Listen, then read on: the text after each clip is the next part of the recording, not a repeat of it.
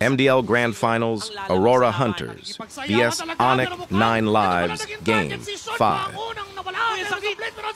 Nung appraisers lahat na binitawan, pero sa likuran, iba pala ang target ng Aurora Hunters. Kaso ka na si Manila Boy ay nawala. Tumatalo ng Infernal Pursuit. Target tinamaan ng mga pala na magmumula kay Nosa. Ngayon si Insanity na lang ang naibit sa gitna ng Onyx 9 Lives towards the base of Aurora Hunters. Kaso nagkakitaan sila sa pa. Ang namataan siyang tutumba sa mga punyal na nala. Para may Tempest of Blaze na gagamitin, makakatakas pa. Pero nandun sila. Meron siyang pang-highlight kung magiging maganda, pero nag-conceal play na flicker in. Si Insanity agad yung binurst down nila. Ngayon si Manila Boy mapipilitang mag-consider.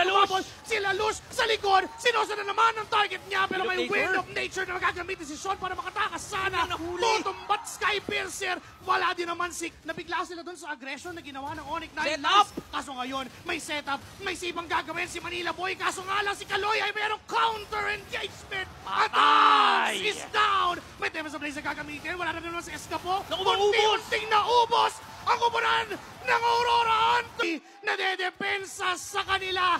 Kaya bang tapusin to mula sa isang season na puno ng panghihinayang?